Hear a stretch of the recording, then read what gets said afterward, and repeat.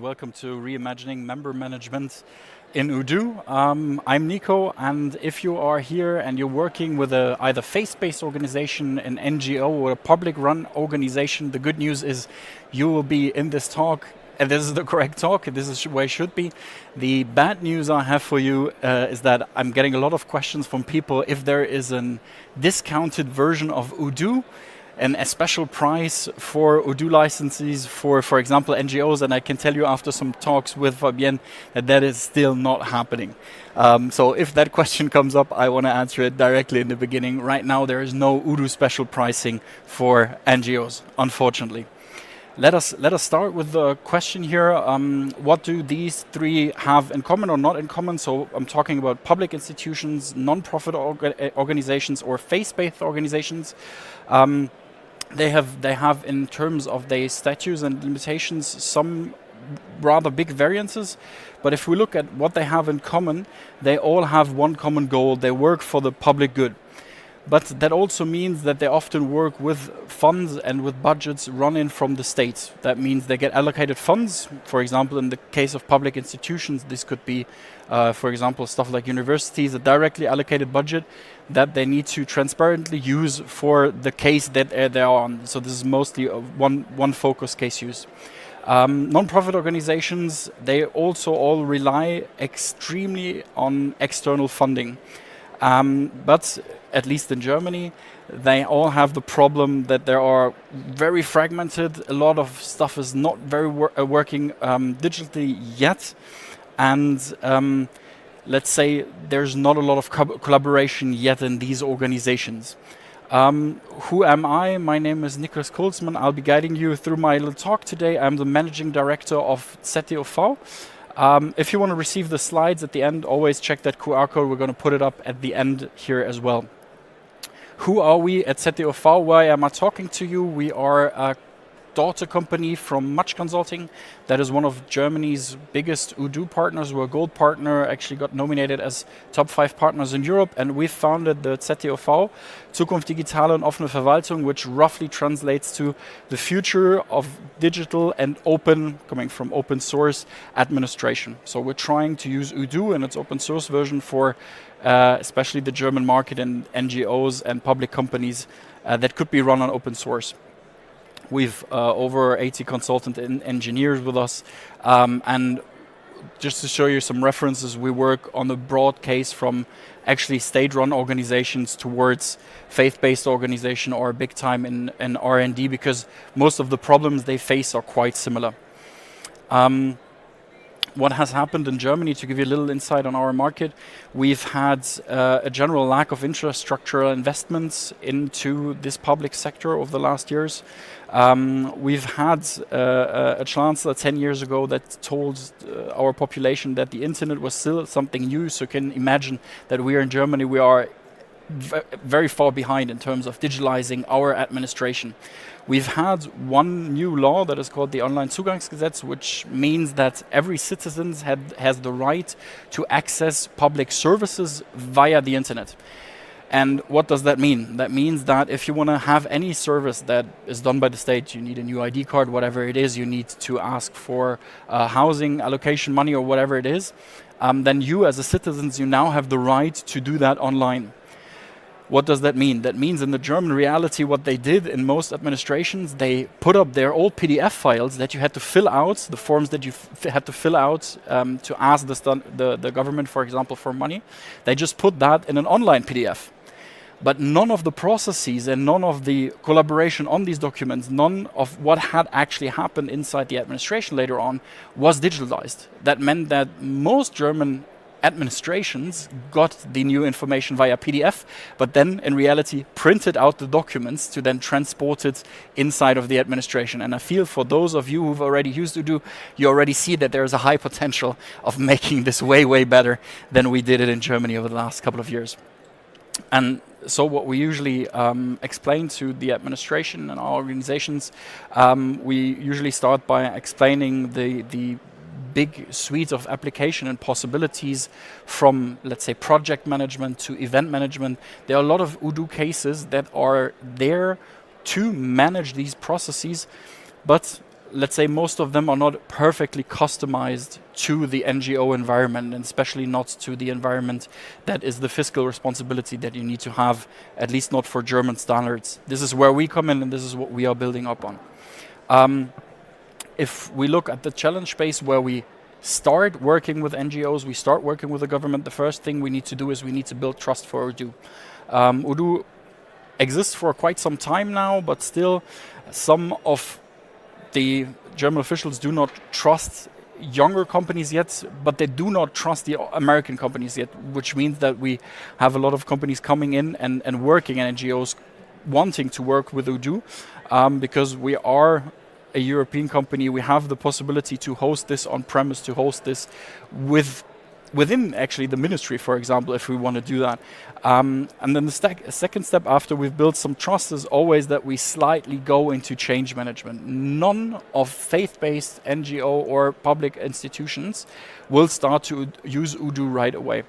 What needs to happen is we need to take every single process that they have and translate it into our Odoo Cosmos and then try to automate, right? This is usually where we stand. We usually start at paperwork, and our main goal is that at the end we do not have any printed paper anymore out there. Yeah, and this is then third step, of course, taking the processes, automating them, putting AI on top. And if we look now at reimagining member management, how we could work on member management, I want to give you a small explanation of how we actually run that. So what do we often find? The current status that we often find, especially in clubs, we have clubs that have 30,000 members that need to be managed with Odoo. What we find, we have a lot of Excel sheets, or we have some tools where there's maybe a small database already where the people are in. And then we find a bank account. And then we often find an elderly person, somebody who's really into the club's organization and wants to help, who's manually doing the balance between what members should pay and what really arrived on the bank account. And then we often find them having 5 to 10 different tools for communicating, either events or, let's say, new possibilities to become a member, to donate. So it's all over the place usually. And what is the most important delivery that they want to have? It's always a transparent status. They all need a reporting, not only for themselves or for your organizations in that sense, but also to then reproduce their numbers and to transparently share how their funds were used. Because if in Germany you are an organization that is gemeinnützig, that is working for the greater good, and that has this tax exemption, you need to show the state what you have been doing, right? So the use of funds here is a very important delivery that I want to have. And in the end, the goal they tell us is always the same.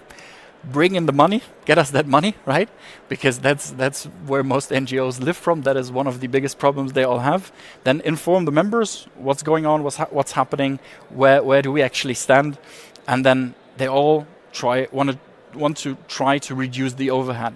And on average, after we finished, we can, I don't want to say replace 10 to 15 people who work in the administration of such an organization, but we can use this labor to actually work on the projects.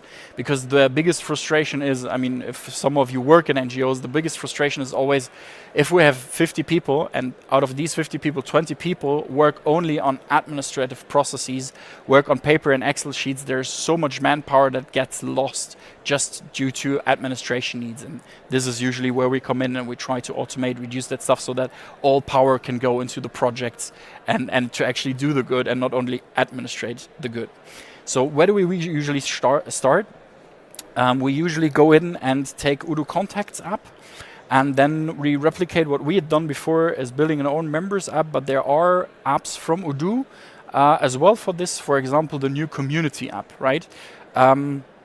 I've been asked a couple of times, how good is the community app of Odoo? I can tell you it's really good and it's getting better and better. Why am I saying that? Because I'm giving a lot of feedback on that one as well, because this is the only thing we focus on every day. And so this members app is getting, or the community app is getting better and better. And what we do is we usually try to differentiate between normal contacts and actual organization members, or in the terms of the community app, for example, donors, right? If you want to manage your funds. And this first differentiation is super important because a lot of organizations will, in that case, usually mix up their usual contacts, so for example, suppliers and people who actually donate. And if you have not a clear database between people who are actually interested in what you do and not only being like suppliers, for example, reaching out to them, managing their contacts is going to be a huge mess. That's why the first step, what we do, is we usually differentiate between base contacts and then real members, community members, core people that work on, inside and around the organization. And then the second thing we do is we try to analyze, in most clubs that is the rule, we try to analyze what kind of subscription they have. Now a lot of people will tell me, but we are in a club, we have a membership, it's not a subscription. What I'm trying to tell you is that the base of membership subscription is the Odoo subscriptions app. And in this Odoo subscription apps, you can actually buy a subscription, a membership that goes, for example, monthly or yearly. And what we then do is we do an automation with your accounting where we try to balance automatically what happens on your bank account so that you know, let's say we have 100 members, they are all yearly members, they are all in there to get their yearly subscription to pay, let's say, 50 euros. Then Odoo in the background will automatically create an invoice. And every member will get their own depending on what level of membership they have. And so the most important part is to figure out, and this is something we need to challenge inside of these organizations a lot, is there a clear structure of who is paying how much? For example, children often pay a little bit less money, another elderly people often also get some discounts. And we need to have all these rules and explain these rules in the subscription configuration so that Odoo creates the correct bill, because this is the amount that is expected from that person to come in and then to be balanced towards what the person actually paid. You will see the little Germany flag up on the accounting, and there is something very important right now. If, and this is the special case for Germany, might be in your case, in your countries might be a little bit different.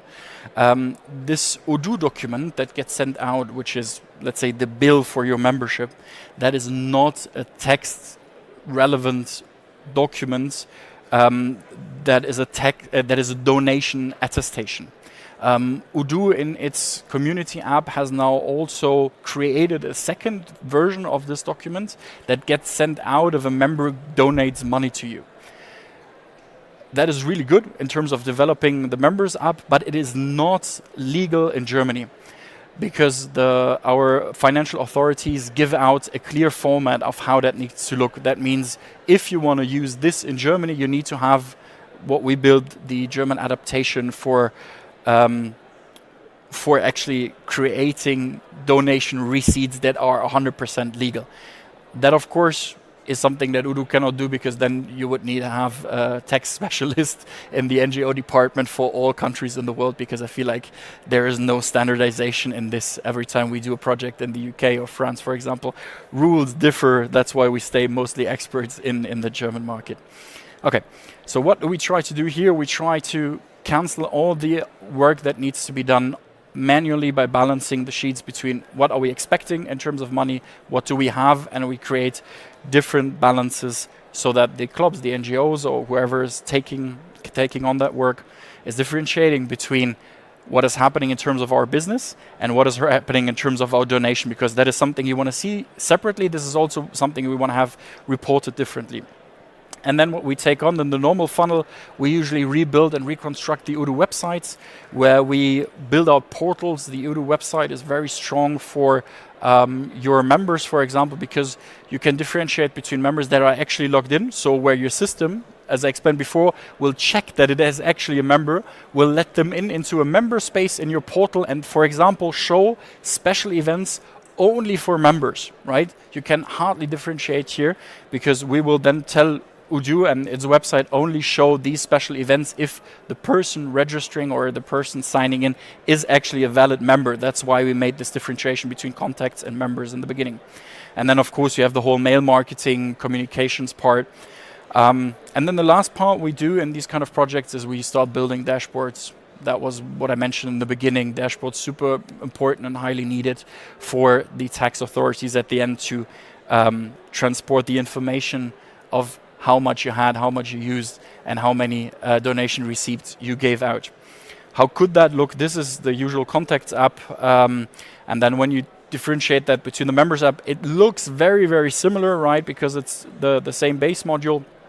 And then what we do is when we create these sort of memberships here, this is just a demo screenshot I put in for you. You have a lot of different ways on how to structure that. You can give every membership a certain duration. You can give it a fee. You can differentiate between membership levels. So what I said before, also differentiate between, for example, a full paying member and then a reduced member. And then at the end, you will have your people in your actual membership to transport and control that. And here on every low-end map of Odoo, on the bottom level, it will activate what is called memberships, so that you can see, even if you're in the contact base, what membership which person has. And this is what we usually do in these kind of projects. I brought you 2-3 other quick use cases. I know I have only 3 minutes, so that you know what we usually do in our work. So on a ministerial level, if politics is involved, there are a lot of events that needs to be managed, right? NGOs, public companies often have events for the outside world. We use Odoo for this a lot, but we customize it. A story that we had is that one of the organizations we worked with was directly under a ministry, under an economic minister, and he needed to throw a lot of events. But the guest list needed to be locked and needed to be very exclusive, because the parliamentarians had agreed on who could be on the guest list and who not, just to have a political proportion in the right order. And that's why we took the events app and built a very strong